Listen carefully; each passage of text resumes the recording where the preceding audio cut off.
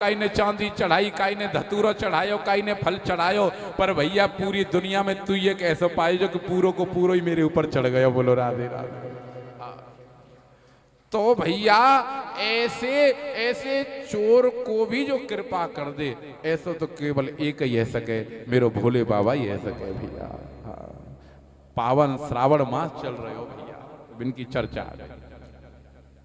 और सच में भोले बाबा के घर जैसा प्रेम दुनिया में कहीं नहीं है ऐसा।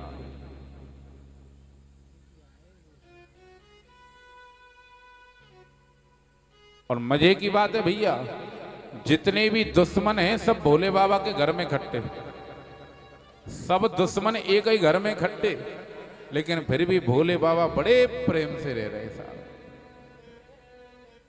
भोले बाबा किस पे बैठते हैं? भोले बाबा के गले में क्या है? बोलो ना, सांप। और गणेश जी किस पे बैठते हैं? हाँ जी, चूहा पे। बोलो, सांप और चूहा में दुश्मनी है या नहीं है? फिर भी एक ही घर में है? अच्छा चलो, भोले बाबा के गले में सांप और भोले बाबा का एक बेटा कार्तिकेय, उसका वाहन क्या है? मोर। बोलो, सांप में और मोर में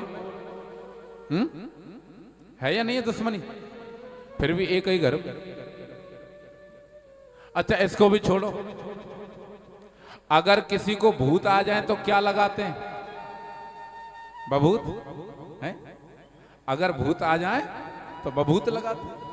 लेकिन भोले बाबा के यहां तो भूत और बभूत एक साथ, संग में भूत और शरीर पे बभूत, दोनों एक साथ।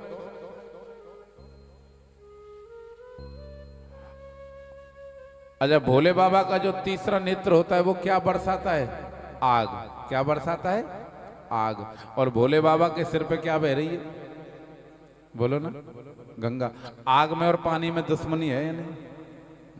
देखो, भूत बभूत एक साथ, सांप चूहा एक साथ, सांप मोर एक साथ, आग पानी एक साथ। और आगे बढ़ो, भोले बाबा किस पे बैठते हैं? किस पे बैठते हैं? नंदी पर। और मां भवानी है शेर पर। शेर में और बैल में है दुश्मन। एक दूसरे को खाने वाले इतने लोग एक ही घर में इकट्ठे हों और उसके बाद भी घर का मालिक प्रसन्न हो, तो समझ लेना उस घर से बड़ी शांति दुनिया में फिर कहीं नहीं। ऐसा तो मेरे भोले बाबा ही है। इतना प्रेम तो भैया मेरे भोले बाबा के यहां है।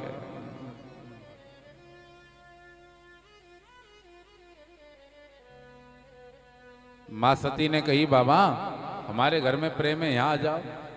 हाँ, और देखो तुम्हारे भोले बाबा तो मुझसे इतना प्रेम करते हैं कि जो गुरु मंत्र किसी को नहीं बताना चाहिए वो भी मुझे बता दिया।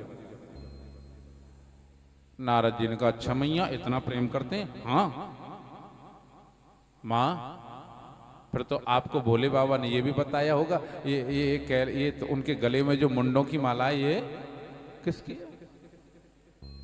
सती तो पड़ गई चक्कर में, ये तो भोले बाबा ने कभी बताया ही नहीं। अच्छा, नारद जी को हम लोग समझते हैं कई बार कि जैसे वो फिल्मों में होता है ना, कोई कॉमेडियन की वो आता है तो फिर हंसना होता है ना। नारद जी तो ऐसे हैं भैया, जिसको नारद जी मिले हैं उसको भगवान जरूर मिले। जिसके घर नारद जी पहुंच गए उसके घर भगवान जरूर पहुंचे हैं। नारद जी ने कहा, मां आप तो इतनी इतनी बड़ी बात कर रही थी कि भोले बाबा मुझे सब कुछ बताते हैं। अब सती तो बड़ी चक्कर खा गई, तो आज तक नहीं बताई, आज आएंगे तो पूछूंगी। नारद जी ने कहा, मां हमारा काम तो हो गया, हम तो चले। रास्ते में मिल गए भोले बाबा, तो नारद जी ने कहा, बाबा थोड़ा जल्दी जाना, मैया घर पे याद कर रही है। हाँ, भोले बाबा घर पे आए। घर पे आके देखा, अरे देवी अब सती तो क्रोध में बैठी ना, दूर रहना, अरे तुम्हारे जैसा कोई कपटी नहीं देखा। भोले बाबा ने कही मैंने कौन सा कपट कर लिया? अरे तुमने कौन सा कपट नहीं किया? तुमने आज तक बताया तुम्हारे गले में ये जो मुंडों की माला ये किसकी है? भोले बाबा ने कही देवी इतनी सी बात? सुनो, मैं तुमसे इतना प्रेम करता हूं देवी, ये मुंड किसी और के नहीं, तुम जब जब मर जाती हो तो तुम्हारी चिता से तुम्हारा मुंड निकाल करके मैं अपने गले में धारण कर लेता हूं।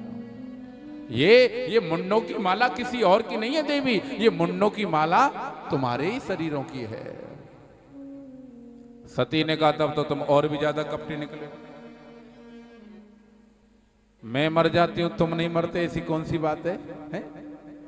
तब भोले बाबा ने अमर कथा के बारे में बताया है। तो कैलाश पर्वत से अमरनाथ की गुफा में पहुंचे हैं, अपनों डम डम डम डम करके डमरू बजायो है, सब जीव जंतु भागे था, वो डमरू की आवाज से फूट गया, उसमें से छोटा सा बच्चा निकल के बाहर आ गया। अच्छा, जब कोई कथा सुनाता है, पहले हम जब कहानी सुनते थे रात को तो दादी कहती थी लाला हुंकरा भरते रहियो बीच बीच में, जाते पतो लग जाए कि कहानी सुनने वालों जग रहे हो, सोयो ना। तो भोले बाबा ने माँ भवानी से कही देखो सती, मैं कथा सुनाऊंगा, जरूर सुनाऊंगा, लेकिन सुनो बीच बीच में तुम बोलती रहना ओम ओम ओम। कथा आरंभ भई, वो तोते का बच्चा सुन रहा था सारी बात। सती बोलने लग गई ओम ओम ओम। चौथे दिन जाके सती मैया को नींद आ गई। अब सती को जैसी नींद आई तो जो ओम बोल रही थी वो बंद हो गया। तोते के बच्चे ने सोचा अगर ओम नहीं बोला गया तो भोले बाबा कथा बंद कर देंगे। तो सबसे नकलची पक्षी कौन सा होता है? तोता। तो सती तो सो गई, अब तोता बोलने लग गया ओम ओम ओम। जैसी कथा पूरी भई जयकारो लगो, बोलो भागवत महापुराण की जय हो। सती की नींद जग गई। नाथ आगे कहा भयो? भोले बाबा ने कही देवी आगे कथा तो पूरी है गई। क्षमा करना नाथ, मुझे नींद आ गई। अच्छा, यहाँ एक बात और है, घर पे आप नींद की गोली खाओ नींद नहीं आती तो जी, और आप माला लेके भजन करने बैठो, हाँ नींद आ जाती। आती नहीं आती? कथा सुनने बैठो नींद आ जाती। ऐसा क्यों है? मैंने कई बार सोचा इस बात को कि ऐसा क्यों। मुझे तो एक ही बात लगती है भैया, क्या हम जब संसार में रहते हैं भले ही एक गोली नहीं 5-5 गोली खाओ फिर भी नींद नहीं। क्यों? क्योंकि संसार में वासना के कांटे होते हैं। क्या होता है? कांटे होते हैं। और कांटों पे किसी को नींद आती है? बोलो ना, नहीं आती है। संसार में वासना के कांटे हैं इसलिए नींद नहीं आती। और भैया भगवान की कथा, भगवान का भजन तो भैया फूलों की सेज है, जो बैठता है फिर आ ही जाती है। बोलो राधे राधे। ये तो कथा तो ठाकुर जी की फूलों की सेज है।